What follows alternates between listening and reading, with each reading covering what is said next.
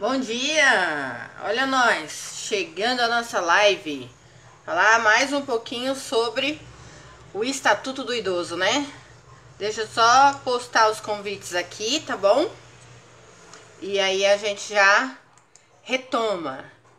Meu nome é Rosana, eu sou assistente social, presto serviço para a CALED, que é uma instituição sem fins lucrativos. E mais conhecida como terceiro setor, né? Eu amo terceiro setor, não é todo mundo que gosta, né? Eu entrei na faculdade em 2009 para ver se eu conseguiria ofertar um serviço digno para a população. Porque o terceiro setor, ele faz o que o Estado não faz. O Estado, nessa questão do neoliberalismo, ele responsabilizou o terceiro setor para executar aquilo que era responsabilidade dele. Então, aí vem as associações de bairro, vem as ONGs, que é a mesma coisa, os institutos, fundações, tudo para prestar um serviço que era responsabilidade direta do Estado, né? O Estado, ele nasceu para assegurar alguns direitos sociais para a população. Porém, com o passar dos anos, ele foi se desresponsabilizando e passando a responsabilidade para o terceiro setor.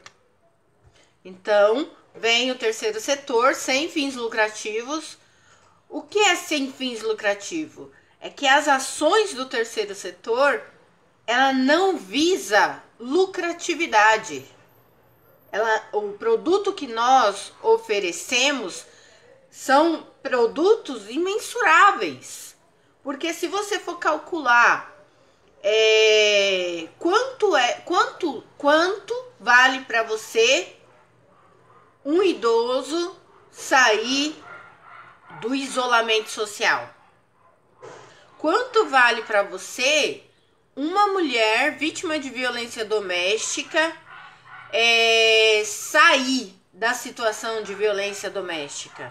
Quanto vale para você um adolescente fora do conflito com a lei? Quanto vale? Nós sabemos o valor de um adolescente na Fundação Casa. Nós sabemos o valor de um idoso numa instituição de acolhimento, que varia de instituição para instituição. Nós sabemos o valor, então, bens mensuráveis. O que o terceiro setor oferta, o que ele produz, não se mensura. Não se mensura igual a uma fábrica que produz roupa, igual a uma fábrica que produz um material esportivo. É essa mensuração que eu tô falando. Então, o terceiro setor, ele veio para ofertar esse produto, possibilitar a superação da vulnerabilidade social. E aí, não se tem valor. Aí, se você for fazer um levantamento com editais de chamamento, qual o valor do repasse que o governo estadual passa, que o governo federal passa, que o governo municipal passa, em muitos municípios é vergonhoso. É vergonhoso. Enquanto se investe mais de 10 mil, muito mais de 10 mil, esse levantamento eu fiz em 2017. Quando se investe mais de 10 mil para um adolescente que está dentro da Fundação Casa, o governo federal oferece para os projetos sociais que atende criança e adolescente nem R$500 por mês. Olha a situação, gente. Então, é antagônico os valores. É antagônico, é utópico. Então, o que o terceiro setor ele produz são valores imensuráveis. Porque por mais que a gente tente quantificar um idoso saindo da vulnerabilidade social, meu Deus, não tenho palavras para dizer quanto é um idoso saindo do isolamento social, quanto é uma mulher saindo da situação de violência doméstica, quanto é a prevenção para um jovem não entrar em conflito com a lei. Nós precisamos fazer essa reflexão. Faltam espaços para que nós possamos fazer essa reflexão, para que de fato, mesmo que o Estado faça um repasse para as entidades sem fins lucrativos, que esse repasse seja de fato um repasse digno, um repasse em que os funcionários do terceiro setor, os prestadores de serviço, possam se sentir valorizados. Porque as entidades do terceiro setor são sem fins lucrativos, ou seja, ela pega o repasse que o governo passa e paga os prestadores de serviço. E muitos municípios, os valores não chegam ao piso salarial da região aonde está sendo executado o serviço. Então, os profissionais do terceiro setor, eles não são valorizados. O profissional do terceiro setor, ele fez a mesma faculdade do funcionário público. Então, se num CRAS precisa de 2 assistentes sociais e um psicólogo, existe um piso salarial para eles, mesmo que seja muitas prefeituras ainda não pagam aquilo que de fato é. Aí você imagina as entidades do terceiro setor. Gente, vamos fazer uma reflexão. Vamos voltar a lutar pelos nossos direitos sociais. Vamos fazer a nossa luta de classe. Vamos nos valorizar. Eu acho que já deu tempo para todo mundo ir entrando, já são 11h10. Se eu for ficar falando só sobre isso, vai o dia inteiro, a noite inteira e assim sucessivamente. Como eu falei, eu amo o terceiro setor, eu me especializei, eu tenho algumas formações no terceiro setor, porque eu vim de um projeto social em 2003 a 2006, um projeto social que eu via necessidade de conhecer as leis para minimamente propiciar aos atendidos algo digno, né? Mas a gente não consegue sozinho, a gente precisa que todos se unam, né? Sei que ninguém vai largar os seus ganha-pães, né, para a luta, mas é necessário a gente se reunir, nem que seja videoconferência, fazer um chamamento universitário e começar a falar sobre a política neoliberal, privatização de tudo aquilo que era nosso, sem consulta pública. Então a gente precisa estar atento. O ano que vem é ano de eleição. Que você possa hoje começar a fazer um levantamento sobre os possíveis candidatos que você pode votar. Não vote em qualquer um. Não vote. Escolha alguém que seja digno do seu voto. Escolha alguém que vá te representar lá e não que vá desconstruir todos os direitos que foram construídos e elencados ali na Constituição de 88. Então, prestemos atenção, tá bom?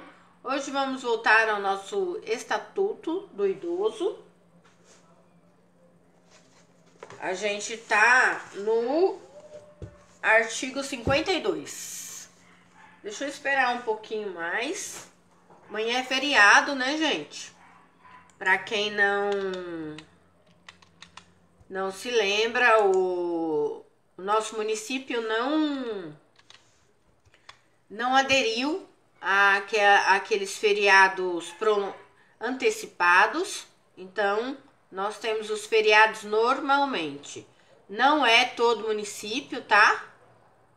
Mas nós temos sim o nosso feriado amanhã, tá bom? Deixa eu só mandar mais um convite que eu lembrei agora, tá bom? Já foi. Vamos lá. Artigo 52, tá bom? Do Estatuto do Idoso. Fiscalização das entidades de atendimento. Gente, é um pouco cansativo, mas necessário, porque você precisa ter conhecimento do que é certo. Porque se eu sei o que é certo, eu vou identificar o que tá errado. E quando eu identifico o que tá errado, eu sei aonde eu devo ir. Eu devo ir no Ministério Público, na Defensoria, no Conselho Municipal do Idoso, no Conselho Estadual do Idoso e, se necessário, no Conselho Nacional do Idoso. Mas a gente não pode fechar os nossos olhos e tapar os nossos ouvidos para as violações de direito em relação a idoso, em relação a criança e adolescente, em relação às mulheres vítimas de violência doméstica. Então, a gente precisa saber o que é certo para podermos identificar o que está errado e cumprir o nosso papel enquanto sociedade civil, que é delatar, falar, solicitar uma fiscalização para que aquele ambiente oferte situações dignas de acolhimento ao idoso, dignas de habitabilidade para a pessoa idosa. Então, vamos lá? Nosso estatuto, artigo 52, que fala da fiscalização das entidades de atendimento. Fala assim, ó, o artigo 52. As entidades governamentais e não governamentais de atendimento ao idoso serão fiscalizadas pelos Conselhos do Idoso, Ministério Público, Vigilância Sanitária e outros previstos em lei. Bom dia professor Cláudio, bom dia dona Maria Santos, bom dia dona Vita Paula, sejam bem-vindos. Então assim, gente, vigilância sanitária, a gente precisa saber como está a cozinha desse acolhimento institucional, como está as questões de higiene deste acolhimento. Precisamos saber se a medicação ali ofertada está dentro da validade, se estão cumprindo os horários indicados pelos médicos. Tudo nós podemos fiscalizar. No artigo 53 fala assim: o artigo 7 da lei passa a vigorar com a seguinte redação. Artigo 7. Compete aos conselhos de que trata o artigo 6 desta lei a supervisão, o acompanhamento, a fiscalização e a avaliação da política nacional do idoso no âmbito das respectivas instâncias político-administrativas.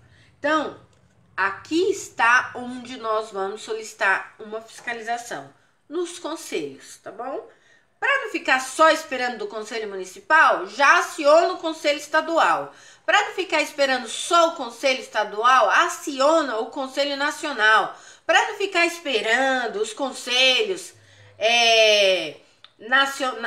municipal, estadual e nacional, vamos para a Defensoria Pública, para o Ministério Público, tá bom? Porque lá eles seguem a lei sem restrições. No artigo 54 fala assim: será dada publicidade das prestações de conta dos recursos públicos e privados recebidos pelas entidades de atendimento. O que isso quer dizer? Se uma entidade ela recebe algum repasse público, essa prestação de conta ela deve estar disponível para que as pessoas saibam o que está sendo feito com o dinheiro público. Artigo 55. As entidades de atendimento que descumprirem as determinações desta lei ficarão sujeitas, sem prejuízo da responsabilidade civil e criminal de seus dirigentes ou preposto as seguintes penalidades, observado o devido processo legal. Gente, não basta ser presidente de uma entidade do terceiro setor. Não basta ser vice-presidente, secretário, vice-secretário, diretor financeiro, vice, conselheiros fiscais. Você tem que atuar, porque senão a lei vem para você. Isso é fato. Vários presidentes de instituições no passado e hoje no presente eles são responsabilizados civil e criminalmente. Aqui no inciso 1 fala as entidades governamentais, aí primeiro ela vai receber uma advertência, depois afastamento provisório de seus dirigentes, depois afastamento definitivo de seus dirigentes, fechamento de unidades ou interdição de programas. Isso acontece, eu já vi muito isso acontecer. As entidades não governamentais vão receber uma advertência, multa, suspensão parcial ou total do repasse de verbas públicas. E aqui ainda fala assim, ó, interdição de unidade ou suspensão de programa, proibição de atendimento a idoso e bem do interesse público. Gente, é sério. Se você tem uma instituição e você acha que a malha fina nunca vai chegar em você, você está redondamente enganado. Nós temos leis e temos pessoas idôneas que são capazes de fazer uma ligação e solicitar uma fiscalização. Na vigilância sanitária, se você vê que tem alguma coisa errada na entidade, liga lá e solicita uma fiscalização. Havendo danos aos idosos, abrigados ou qualquer tipo de fraude em relação ao programa, caberá o afastamento provisório dos dirigentes ou a interdição da unidade e a suspensão do programa. Aí você me pergunta, Rosana, quando é identificado essa irregularidade, como fica os acolhidos? Gente, eles não são mandados para a rua, tá? Existe um programa, eles vão aos poucos. Quando a entidade perde de verdade tudo, a gestão, ela assume a gestão daquele equipamento e aos poucos ela vai. Ou ela abre um edital de chamamento para que outra entidade idônea atenda todos os requisitos do marco regulatório 13019/14, e aí essa entidade que for selecionada do edital de chamamento, ela passa a administrar, ela acolhe esses idosos. Os idosos são deslocados para uma nova instituição, mas não fica na rua. Tá bom? Pode ficar tranquilo. Se você desconfiar de irregularidade em um acolhimento institucional, seja ele para criança e adolescente, seja ele para a população em situação de rua. Gente, eu já trabalhei 4 anos de carteira assinada com população em situação de rua. Não é porque é a população em situação de rua que eles não têm o direito de ser tratado dignamente. Eles têm direito a ter uma cama, a ter um guarda-roupa para guarda dos seus pertences. Ele tem direito a refeições, a arte, lazer, cultura. E as pessoas acham que porque é pessoa em situação de rua, a alimentação pode ser servida de qualquer jeito, o sabonete pode ser ofertado de qualquer jeito, a pasta de dente também. Então vamos estar atentos aos serviços prestados.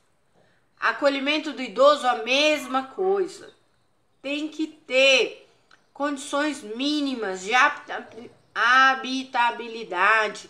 tem que ter condições mínimas de convivência. Nós somos os fiscais. Nós precisamos delatar o que vimos de irregular, para que essas pessoas tenham condições mínimas para viver dignamente. Inciso 2. A suspensão parcial ou total do repasse de verbas públicas ocorrerá quando verificada a má aplicação ou desvio de finalidade dos recursos. Lembra que eu falei no início da live que as instituições de terceiro setor, elas são sem fins lucrativos? Ou seja, tudo que ela recebe tem que ser aplicado naquele projeto, naquele programa, naquela instituição. Não é outra instituição. Quando a gente elabora um plano de captação de recurso para uma instituição, aquele plano de captação de recurso, ele será feito baseado num projeto social elaborado por pessoas técnicas, pessoas que estudaram, que sabem a necessidade. Então o recurso entra e ele tem que ser aplicado 100% naquele projeto. Imagina você que às vezes a subvenção, o repasse estadual, federal e municipal não é o suficiente para atender aquela demanda. E a entidade precisa de parceiros. E esses parceiros, eles, ao investir num projeto social, eles recebem incentivos fiscais. Por isso que tem um plano de captação de recurso, por isso que tem um plano de desenvolvimento organizacional. Nem todas as entidades têm esse conhecimento, mas é necessário fazer. Não se dá para viver. Gente, pensa você, mãe solteira. Pensa você agora, eu vou fazer uma construção para que vocês possam compreender o que eu estou falando. Imagina você se separou do seu marido e a lei determina até 33% minimamente que o pai precisa auxiliar na criação do filho. Gente, 33% de R$1.000 é 300, é isso mesmo. É R$333. Você cuida de uma criança com R$333? Vamos falar a verdade. Vamos falar a verdade. Não. Entendeu? É a mesma coisa quando a entidade recebe uma subvenção. É mínimo. Aí a entidade, ela precisa elaborar um plano de captação de recurso. Ela precisa elaborar um plano de desenvolvimento organizacional. E nem todos os presidentes, vice-presidentes, nem todos os dirigentes têm esse conhecimento. Mas eu presto assessoria para as entidades de bairro, igrejas, que o marco regulatório diz que se a igreja ela desenvolve um projeto social, ela pode participar de edital de chamamento. Vamos prestar atenção nos direitos e nossos deveres e nas possibilidades de melhorar as condições de habitabilidade. Então vamos lá, gente.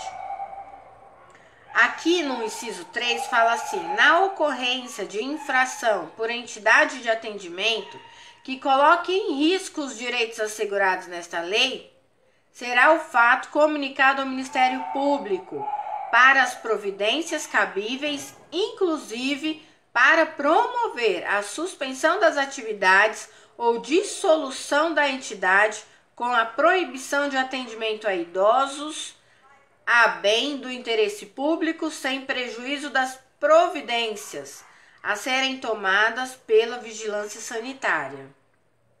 Na aplicação das penalidades serão consideradas a natureza e a gravidade da infração cometida a danos que dela provierem para o idoso as circunstâncias agravantes ou atenuantes e os antecedentes da entidade. Então, assim, nós somos os fiscalizadores, essa é a nossa responsabilidade.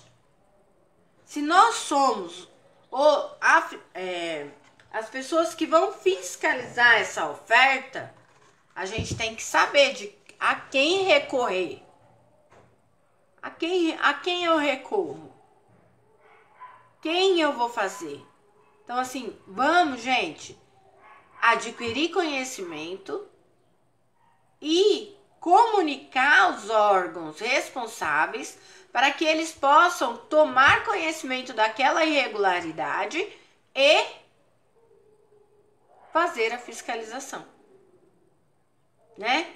Então, que a gente possa, nós, sociedade civil, possamos assumir de fato a nossa responsabilidade, que nós possamos de fato cumprir o nosso papel, tá bom? Esse foi o artigo 52, 53, 54 e 55.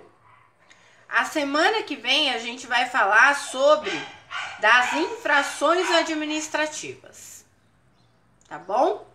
Então, assim, eu tô finalizando aqui essa live. Nós falamos sobre o capítulo 3 da fiscalização das entidades de atendimento.